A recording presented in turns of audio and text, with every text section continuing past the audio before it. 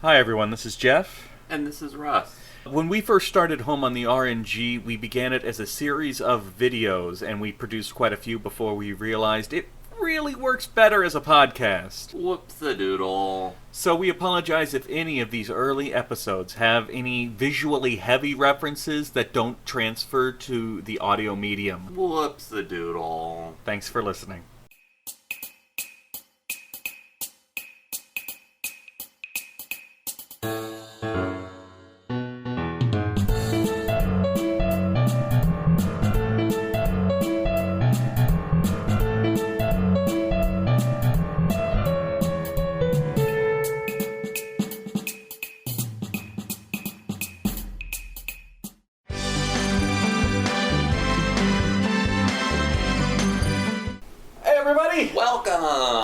Welcome back! So today, we apparently have another review that Russ and I disagree on. Oh. But it's going to be the opposite direction that it normally is. In the past, when we've had reviews where one of us really likes a game and the other one really dislikes the game, I'm the one who likes it and Russ is the one who hates it. That has... Yeah, I mean, Final Fantasy Tactics. And Shining Force. Every other game, we more or less agree. Yes. We're usually in the same realm, which I guess I like, because it tells us, that we're right to do this project together. But I think it's probably less exciting to watch when it's just like, yeah, what he said. Right. But this time is going to be different. Russ, what game did we play this time? We played Lunar 2, Eternal Blue. We played the Sega CD version. Like with Lunar 1, there are multiple remakes of this. I don't know how dramatic the changes to the plot and characters are in the remakes. The Lunar 2 remakes are nothing like the Lunar 1 remakes. So if you've played any version of Lunar 2, you've played Lunar 2. Okay. As it is, yeah. So, that said, we're going to go ahead and get started in this decisive review with personal history. Did you mean divisive or divisive, or did you mean decisive? No, because at the end of this, we're going to decide that I was right and you were wrong. Oh, okay. So, I played this game for the first time. I may have said this in my Lunar 1 review. I played it for the first time on the PlayStation. The PlayStation version was the first one I played. Right when I bought a PlayStation, they had done the Lunar 1 complete remake on the PS1, so I played that. I loved that, and so I was super excited when the second one came out. So that was my original experience with Lunar 2.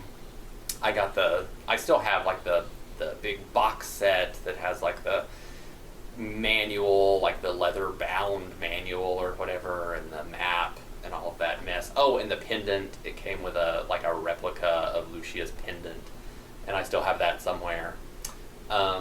So yeah, I originally played it on the PlayStation, then went back specifically for this review. This is actually the first time I've played it on the Sega CD, like the original version. But like we said in the opener, it's not that different. So yeah, like all games, like 99% of the games that we play in these reviews, I have played it before, and I'm like the one suggesting these games. And with like so many of the games that we review, I have no personal history with it, which again is the reason for this project. I wanted to play all these games in a genre I like that I'd never played. But if you recall, we played Lunar 1 a while back, and I really enjoyed it. In fact, I put it on our little roundup as one of the most interesting games, and I described it as a platonic ideal of JRPG, in that it hit all the right notes in the right places. It was a pleasant experience. It wasn't the greatest game I've ever played. It didn't make any top 10 list of mine, but it was exactly the experience I'm looking for when I go into a JRPG. So I was really excited about playing the sequel. Yeah.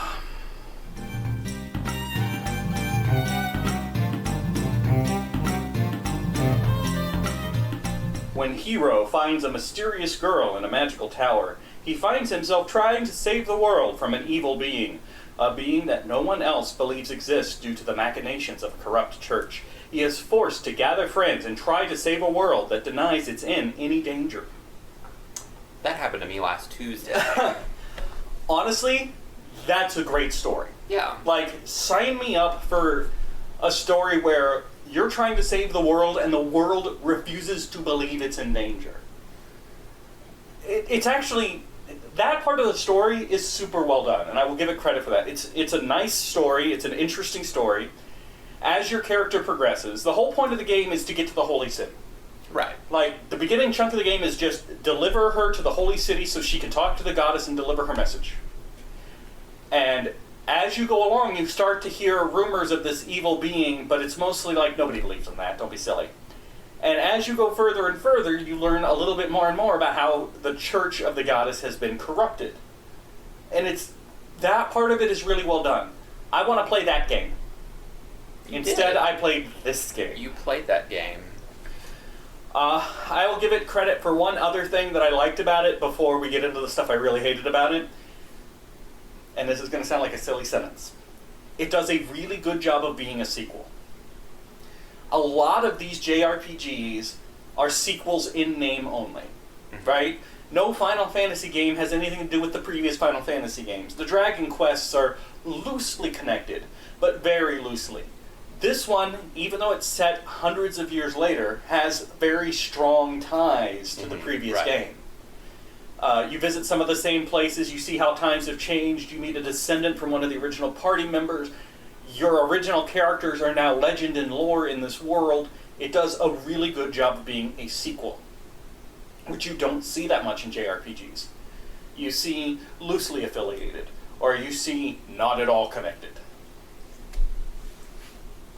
I hated this game so much. I'm sorry you had such a terrible time. You talk about the characters, and then I'm going to get into why I hate it so much. You like the characters. We're still I did on like the characters. train. I liked the characters. I liked Hiro the hero. That was a really original name. I'm glad That's really original. I liked him because he was just kind of a dude. He's kind of an Indiana Jones. He's just kind of a dude that's interested in archaeology. He's not trying to be the great hero. He just kind of stumbles upon a goddess, from another world. He's not like Alex from the first game, who's trying to be the great wants to be the great Dragon Master, idolizes the great Dragon Master. He just wants to explore ruins, and then he kind of trips over becoming the legendary hero of the world. Now, Ron Farr is terrible. Ron Farr needs to get a little woke. He needs to stop sexually harassing everybody and drinking to a stupor. So he's not that great, right? And he's a priest. He's the disillusioned anime priest. trope of like he's a priest, but he's like a gambler and a drunk and a womanizer. Because he was confronted with the corruption of the church and lost his way. Yeah. So at least he has a reason for it. But still, somebody needs to just like punch him in the face, and it happens. But it needs to happen more. Nevertheless. And then there's Lamina, the capitalist. She wants to revive the magical city of it, and she's the descendant. She's the descendant of Nia from the first game, who was the daughter of like the master of the magical city of Vane, and they're trying to restore their former glory. And Lamina believes that she can do it by charging people exorbitant amounts of money to study in the Magic City. And then there's Jean.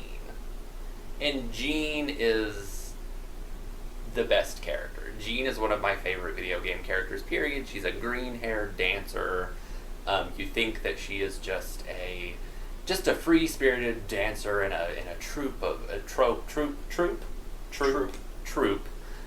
traveling performers, and then it turns out that she has this really dark backstory where she was like an abused child, and she was forced to be an assassin when she was like 12 years old. And she's just trying to escape her past, and in the course of the game, she has absolutely the best character arc, where she gets to, like, all of the characters get to travel to different cities around the world and kind of confront their past and grow as people, but Jean's is the one that really resonated with me, because she actually completely changes as a character. She changes even her skill set. She changes her outfit and her moves from this dancer to, like, this great martial arts warrior. and totally gets like redemption from her dark past. She's wonderful. She's the character that I love. She's absolutely the best. And you're leaving out the flying one. Ruby. So Ruby is your resident baby dragon. I'm not really sure why they did that again, because in the first one there's this like, is Null really a baby dragon, or is he some other kind of weird creature? And then they kind of do that again. Actually, in the first one, the idea of him being a baby dragon wasn't even touched until near the end. Most of the game, he's just this weird creature that nobody explains. He's just a flying cat. There's like one line earlier in that game where he's like, somebody thinks I look kind of like a dragon or something. But then they never approach that again, and they do that like I think they pretend that it's a mystery again in this game. Except she spends the whole game going, "I'm a dragon!" Yes, and just nobody believes her. But anyway, but no, I like Ruby. She's a baby red dragon. She has a cute little bow. She has a crush on Hiro that is unrequited because he's not a furry. And she's like this big, which is a flying cat around that big is not really the ideal mate for a human being. And every time she gets all weird and jealous, I have to have those images in my head, which I don't appreciate. Yeah, I do like that she assists you in battle. Yep. She'll breathe a little bit of fire. She'll claw an enemy or whatever, and that's actually kind of a lifesaver. Early in the game, when it's like just Hiro and Lucia, the goddess, that you don't actually get to control in battle. Yeah, that is interesting. Lucia, who's a messenger of the goddess, but Lucia is in your party for most of the game. There's story chunks where she's not, but she is never controllable. No, she has her own free will. But she does grow in power as the hero does. Right. And I thought, I'm not sold on the idea of one of my main party members for the entire game being completely uncontrollable, but I do like that she grew in power. So I'm kind of mixed on her in mechanically. Mechanically, yeah. And then Leo. Leo is the first half of the game. He's the main baddie. Yeah, he's kind of a villain at first, but he's also such a precious boy. I love him so much. He as you're realizing the corruption of the church, he's sort of realizing the corruption of the church in his own, because he works for the church. He's the White Knight of the White Dragon or whatever. And so he's realizing the corruption on his own, and he decides that instead of swallowing his pride and just joining up with your heroes and being like, you know what, I was wrong, and now I'm going to help you, he decides to go the tuxedo mask route and just put on a little masquerade mask for one segment of the game and call himself Mystere, as if nobody is going to know who he is.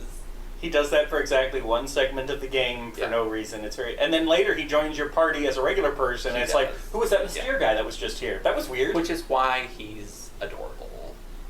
So the characters in this game, I'll exclude Jean. Jean is great. Jean is the most fully realized game this character this game has to offer. Yeah. Jean is fun.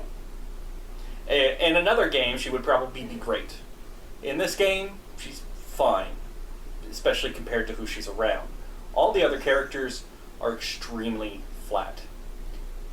Hiro has no real motivation beyond doing the right thing. He doesn't grow or change as a person, and we're also going to get to something about him in a second. Lamia, is that it? Lamina is the trope of, I'm super acquisitive. I want to own all the things, but it's for a noble purpose. You've seen this character. You've seen this character a million times. It was mildly interesting the first time you saw it. Ronfar is a womanizer who's got his one true love, which again is a character we've seen many times, and it doesn't work for me. It's the most... Yes, I'm lecherous and I'll, pinch the ass of every woman that walks by.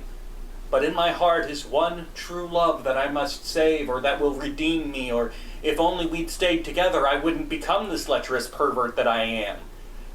I have to doubt the authenticity of the one true love, the purity of the love as it's portrayed in the story, because of the kind of person it's coming from. It's coming from a character who hey, there's a lot of thieves in this city, guard your valuables, and he grabs his crotch. That's not me making a joke. That's That part of the actually game. happens. Yes. And that's probably my biggest problem with this game. The first game had a couple of pop culture references that were a little bit jarring, but overall they didn't spoil the experience. This one is constant. It can't get its tongue out of its cheek long enough to enjoy the experience. And the worst for me, the moment when I finally was just done with this game, even though I was only halfway through and I had to finish playing the damn thing, but emotionally I was done with this game at the moment. Leo spends the first half of the game tracking you down. Yes. And you're trying to avoid him and get to the holy city so that you can protect Lucia. Lucia. I'm horrible at names. He has been told, because he doesn't know it, but he's secretly working for the bad guys, it's the whole corrupt church thing, that Lucia is the destroyer. She has come to destroy the world, when really she's come to save it. Over the course of this chase, he starts to doubt himself a little bit. He starts to doubt his bosses. This is part of his transformation. So when he does finally capture you and your group, he corners Hiro alone and asks, look, you've been traveling with her for a while. Is she really the great destroyer? And you actually have dialogue options. You're speaking as Hiro. So this is who Hiro is. The answer you give is who Hiro is. And your options are, yes, she is, which is obviously the incorrect answer, or only once a month. His friend is about to be executed for being the great destroyer. There is a glimmer of hope that she will not be killed by the bad guy, because the bad guy opens up and says, look, level with me here. And at the moment when he can potentially save not just his friend's life, but the world, he makes a joke about her period. That is this game. That is your hero. That is the game. The story, as I laid it out, is a fantastic story, full of drama and potential. But when you're making a farce of yourself, you waste the potential of the story. If you just wanted to do this ridiculous, often raunchy, and you know what? I played Leisure Suit Larry. I like raunchy humor. But just like all humor, there's good and there's bad. And this is all bad raunch when it happens. It's not clever. It's not funny. Protect your valuables is not funny. It's just dumb. Making a period joke, but that's the thing. You're not supposed to think about, her life is on the line. The stake of the world is on the line. No. You're just supposed to go, her period. She bleeds from her vagina. I have never been more afraid of you right now than I have ever been in my whole life. That's the tone of the game. Yeah, it is. And it means I can't seriously invest myself in the game if the game won't seriously invest in itself. You have really strong opinions about this. The period joke was, for me, the final straw, but it is not the only example. I don't want you to think I'm hanging my entire hatred of this game on the one example. It is constant throughout. And then that one was the peak. The movie opens in a very Dukes of the Hazzard feeling style. Like, the hero falls into a dungeon and gets chased around by monsters while a voiceover basically says, whoops, looks like I found myself in a big mess again. Let me tell you how this happened to me. The game refuses to ever take itself seriously. And I would be fine with that. I like comedy. But they have so much potential here for a really good story. And that's what I meant by, I wish I could play this game. Because that story is unlike anything I've seen before. That hero's journey is unlike any game I've played. And I would like to try to save a world that denies it's in danger. Final Fantasy X. Final Fantasy X knows it's in danger from sin. But it doesn't know what sin is. No, but you're widely acknowledged as the heroes who are on a journey to save the world. In this one, What the hell are you talking about? The world doesn't need saving. We're fine. Everything's fine. Why don't you stop trying and just go home? And that's interesting. It's different. But we don't get to do that. We get, heck, she bleeds from the veg. Please stop saying that. So that's why this is. We're going to get into the other. I love you're impassioned. You're as passionate about this as I was about Final Fantasy Tactics. It's because it's a waste of a really good story. Yeah. It is thrown away. The characters, except for Jean, Jean's fine, but the characters are flat. I found Ruby grating because of that constant hands off my man nonsense. Like, maybe that was cute once, but really, you're pushing the bestiality angle a little too hard. Like, you have to wonder who on the development team was really into Ruby and Hiro. Yeah. They accented all the wrong notes. It's like they couldn't speak English because they were accenting the wrong parts of every single word they said. Okay. And it's just, there's so much potential here, and it missed. It missed every opportunity it had to be a great game.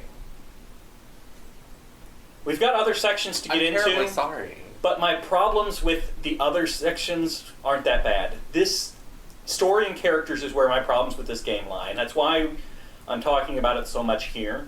Because the rest of this review, I think Russ and I will probably get along with just fine. But for me, this is where it died. This is where the game was just a waste of my time. Because just beyond this pane of glass was a great experience I could have been having, and I couldn't get at it. Anyway. Did you want to say something? I don't think I could follow up on any of that, but thank you for your impassioned speech. This game really pissed me off a lot. And then I had to keep playing it. Yeah. Anyway, next up is combat system. Combat.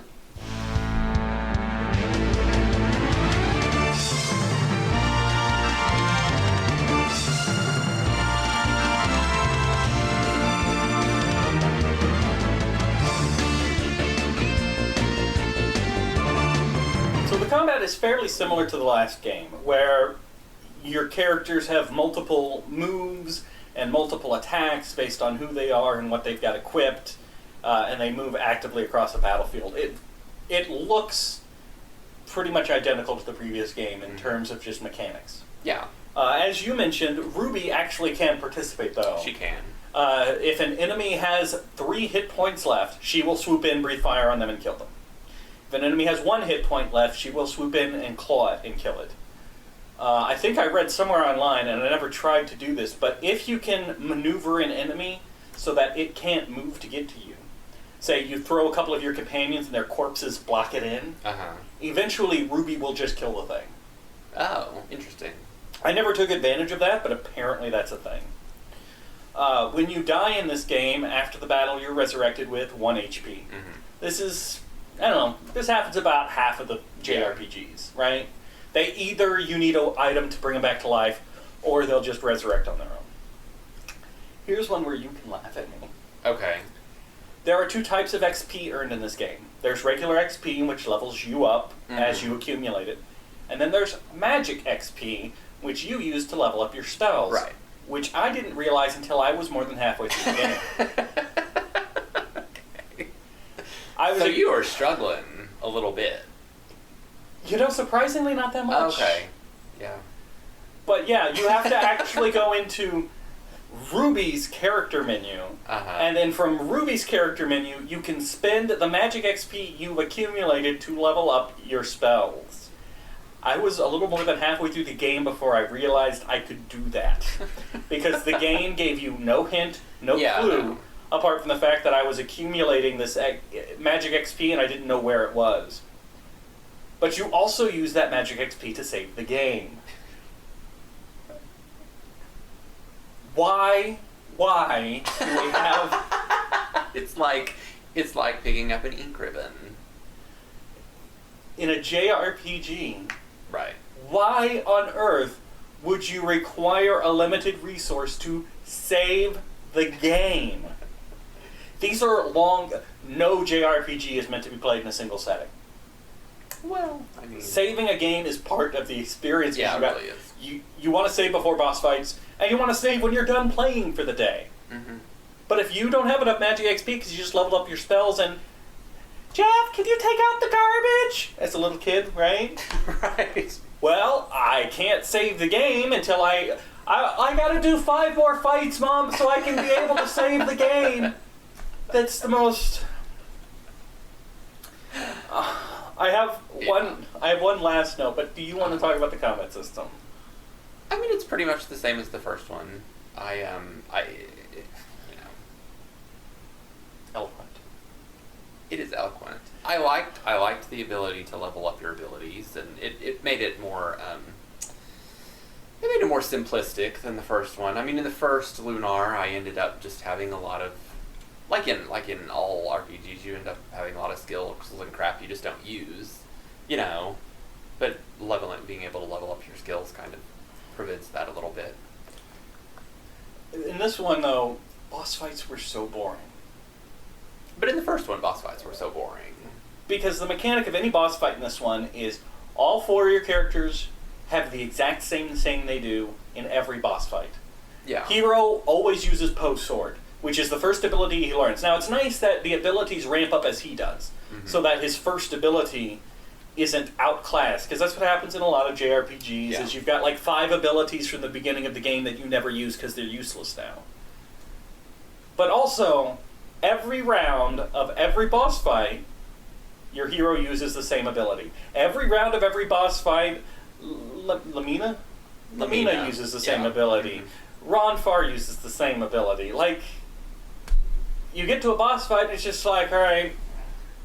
That's when you just put on some music. Down, A, over A, down, A. Down, A, over A, down, A. And you jam. And you just jam. Because this game already made me feel like it was wasting my time. And then I had boss fights where all I did was hit the same sequence of buttons over and over and over again until I won.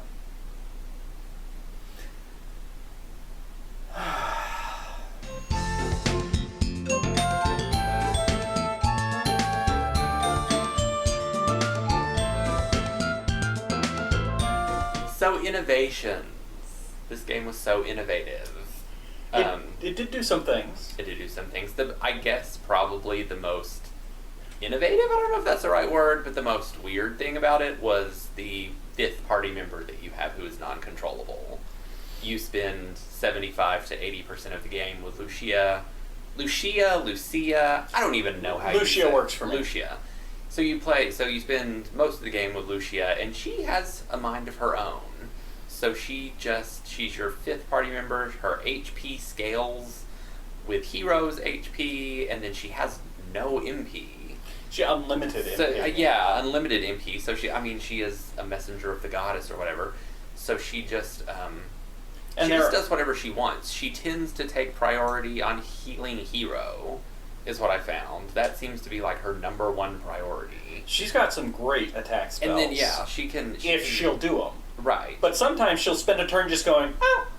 Yes, and that's what's funny too, is it's like, I mean, it's frustrating at times because you're like, why don't you use this amazing spell and just wipe out these monsters? But then it's interesting because I feel like she just protects herself more at the beginning of the game when she doesn't know you. It's like you're watching her personality grow, and you're watching her become more human, you're watching her become more attached to these companions that she's traveling with. So at first she's just going to defend herself, she's going to like maybe use the spell if she's attacked or whatever, and then by the time the girls take her out shopping and dress her in another outfit, then she's like grown more accustomed to you, so she's going to heal you more, she's going to protect other characters more. And she's going to attack more. Exactly. So that was an interesting mechanic that I can't think of any other game off the top of my head where you have like this AI controlled party member for so much of the game. And they're like growing. Yeah. as you as you move on. That's very fair. I only have one negative thing in Innovations, and it's not really that negative, just mazes. This game loves mazes. Almost no dungeon is straightforward. Every dungeon is even I got to get down to the lower level of this ship is a maze to get through the ship. Yeah. It does a little thing that I like that I've addressed before, where if you equip a different weapon, then the character actually uses a different looking weapon in combat. It's a tiny touch, but I actually like that a lot. And for such an old game, that's an impressive touch. All the status effects like poison and whatnot just heal themselves immediately after battle. I like it when games do that. Love it. Yeah. There are no inns. Most towns and dungeons have a statue of the goddess that will restore your health and mana. And I was just going to say, and the church charges you for it. Yeah, if it's a church-controlled one, they'll charge you for it. You won't even know that you're getting charged until after you use it, and then it's like, by the way, that cost you money. So, I mean, you can see the church corruption coming. Yeah, from miles away. But what's interesting to me, I connected this in my head, and I don't know if it was intended or not. But do you remember how you restored health and magic in the first game? Mm-hmm. What was it? On the world map. Yeah. In the little the stones. What are the statues made out of?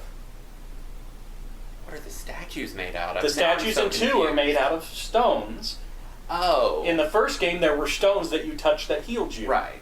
Yes. So in my head, I just decided that's what they did, is they gathered these healing stones and they carved them into statues of the goddess. It's the same stones. Well, that's a cute little way to think about it. Everything else that this game does to tie it to the previous game, that just made sense to me.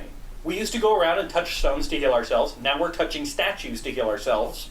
Yeah, right. So in my head, I decided they're connected, because why not? One thing I often complain about in games is when you're buying equipment, if a game doesn't tell you that what you're buying is better than what you already have and who can equip it, that drives me nuts. And this game actually has a very interesting way of letting you do that. When you're shopping, all of your characters are shown up in a line up here, and they turn their backs if their inventory is full. They stand still and don't move if they can't equip a weapon, and they have a walking animation if they can equip the weapon or armor. Then, if it's better than what they have, they take a step forward. Hey, that's better. And if it's worse than what they have, they take a step back. And I'm like, okay, at a glance, I can very easily tell I need to buy this armor for him, but not her. It's a very subtle, very easy way to communicate, I guess, what has turned out to be more complicated than I thought, because it's not in those a lot of games. It's not in a lot of them, no.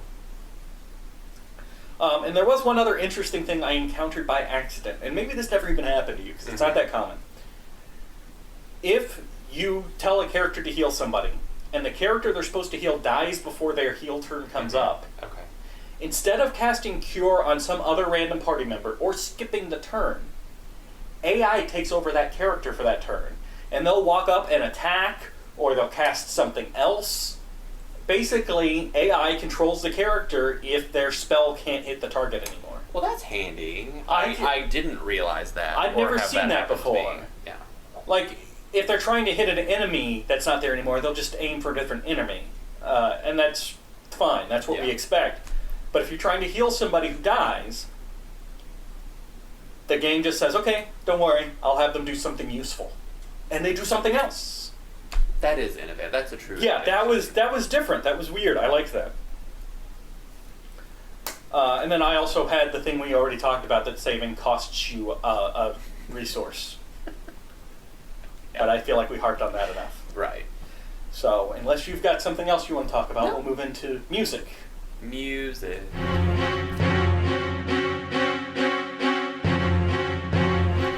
Tell us about the music, Russ. Yeah, so now we're going to talk about the music with all of our knowledge that we're going to draw from our years of experience playing for orchestras and in our... I was in band. In our punk metal band. I was in band, too. I played the oboe. Did you really play the oboe? I did. Did I not know this? Okay. I played the oboe, and then I played percussion in marching band, because double reed instruments, like oboe and bassoon, do not march. Right. Only single reed I instruments. feel like I knew that you played percussion, but not that you played the oboe. I played the trumpet for 2 years. Did you do marching band? No, it was in middle school, so we didn't get to marching band yet. I played oboe for 5 years. Oh, wow. Yeah. Okay. So we have a lot of experience, is what we're trying to say. We're musical geniuses. Yeah, musical geniuses. So who was the composer the for Lunar 2? composer for Lunar 2 was Noriyuki Iwadare. He composed Lunar. I assume he. Anyway, I believe he. Iwadare-san composed Lunar 1 and the Ace Attorney series, apparently, and won awards for composition on Grandia and Grandia 2, which actually really makes sense because the music is similar. I mean, just yeah, I can see that. I hate to pull this card out because it's the only musical card I usually pull out, but it's like the music did its job here. Yeah. It didn't stand out to me. It didn't call my attention to it. Right. Which, for somebody who's musically illiterate like I am, that's kind of my best case scenario. I guess my best case scenario is if it actually draws my attention to it and it's amazing. Yeah, right. But typically, what I'm hoping for in a game is that the music is successful at conveying moods and keeping energy going without drawing my attention to it and without being too repetitive or falling flat. Yeah, it didn't stand out to me, which is a high bar. I mean, it's usually Square Enix stuff that the music stands out to me, but I guess it was effective. It worked. It worked for what it was. Yeah. That's music. So on our next episode, are we gonna have we should play one of the songs on the oboe and the trumpet. I don't have an oboe. Do you still have a trumpet? My mom has my trumpet. Yes. I don't have an oboe, but maybe if anybody ever wanted to hear an oboe trumpet duet. An oboe trumpet duet of we'll do an oboe trumpet duet for of One Winged Angel. Right? Right. It's gonna be perfect. Yeah. Okay. Let's move on to final thoughts. Jesus.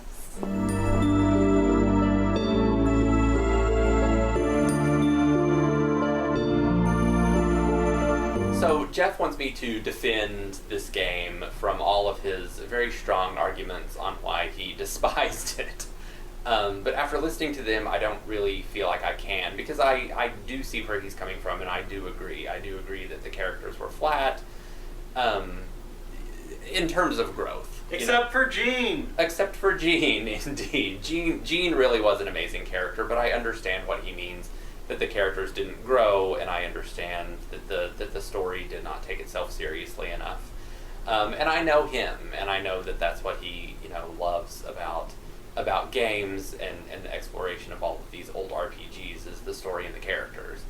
I still think the game was fine. I think it was fine for what it is. I think it's maybe the kind of game that you put on a podcast or you listen to some music and you just sort of mindlessly play it. It harkens back to what we were talking about with the boss battles, where each of your characters just kind of do the same action every turn. It's not something that you have to put a lot of thought into in terms of gameplay. I still liked the story and characters more than he did, but I understand that none of them were, great original, inspired masterpieces or anything like that. So I'm going to give the game a B, which I think is just absolutely average, and I think that is a good description of the game. Is absolutely average. Would I recommend it? Not necessarily. Maybe if you want just something to busy your hands with while you're listening to your favorite podcast or song, that's the way that I would recommend this game. So I think my opinion has been fairly clear, and I'm going to try to avoid retreading the same ground over and over again. I am, by and large, into story and characters. That is my appeal for any game, really, but JRPGs in particular. The reason this project was started was because JRPGs have the potential for so much story, and I wanted to experience all these different stories. Now, not all stories are great, and not all stories are the focus of a game. The reason I get so mad at this one is because it had a great and unique story that it wouldn't let me get to. That I felt like I was being taunted with something new and different, but the game wouldn't get out of my way to let me add it. Jean, again, was fine. Another complaint, though, is if your characters are going to be flat, if they're not really going to grow and change and evolve, then don't make me spend the entire game with the same set of characters. I expect less character development in a game like, say, Final Fantasy IV, where your cast is constantly rotating as you go through it, right? Yeah, if I'm not spending 20 hours with a character, it's okay for them to have a little bit less of a detailed character history. But no, you spend the entire game with the same party members, and 3 of them are completely generic. Womanizer with a heart of gold, Gold Digger with a heart of gold, Hero with a heart of gold. Jean's story actually was nuanced and had details and variation. She was it, though. And then those character stories all... As you play through it and you get to the resolve of their individual stories, it's like ticking off a box, right? Okay, cool, we finished up Ronfar's story, so next we're going to finish off Lamina's story. Okay, cool, now we're going to finish off Jean's story. There's actually a segment of the game where all 4 of the dramatic people from their story are in the same town, and you have to go one by one. Like, okay, let's advance her story a little bit, let's advance his story a little bit, her story, his story. Great, now we can go on. So yeah, to me, I wouldn't care so much if the potential story hadn't been so great. If story hadn't been the main focus of the game. But the fact that they wiggled this amazing story in front of me and then didn't do anything with it made me feel like I was wasting my time. C-. This goes on my list of games I'm never going to play again. I'm not happy about it, but I'm not happy about anything around this game, so there you go. So Russ, if they want to play the game, where can they get it? They can get it on Sega CD. There were remakes on the PlayStation. Or on PlayStation, and that's it. I think Lunar 1 has had an extreme number of remakes. Lunar 2 has not. I feel like we're missing some, but I can't think of them off the top of my head. Lunar 2 is not always called Lunar 2. In fact, it's usually just called Lunar Eternal Blue. Right. Google search, and if you want to play it for some reason, if you really like jokes about women's periods, you can find it. So, next week, we are playing... I think I picked next week's game. We are playing... You did, didn't you? Final Fantasy Mystic Quest. Another review that it looks like we're not going to agree on. That sounds fun. We'll see you guys next time. Bye. Our next adventure lies before us. Home on the RNG is a presentation of Mad Centaur Productions. You can find Jeff on youtube.com/Centaur Productions or on Twitter @JeffCentaur. You can find Russ on Twitter @RussMac25. Thank you for listening, and remember, it's dangerous to go alone. Take this podcast with you. Your mystic shimmer tells of love. I should know. Whisper your secrets that can eradicate my fear. Blue star above me.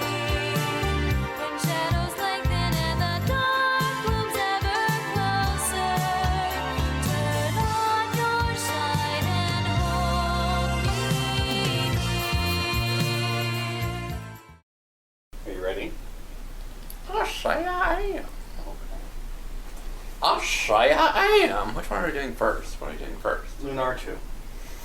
So the best one. Just let me know when you feel ready.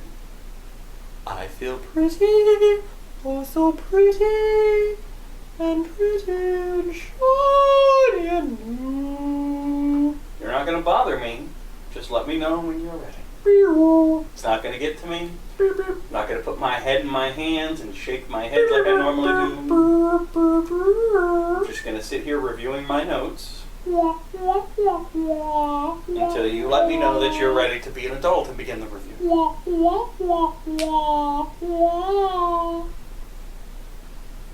I'm going to talk like Charlie Brown's teacher the whole time. Well, then it's going to be a rather one-sided argument about how awful Lunar 2 is, isn't it? And nobody will be here to speak in its defense. Okay, I'm ready. Are you sure?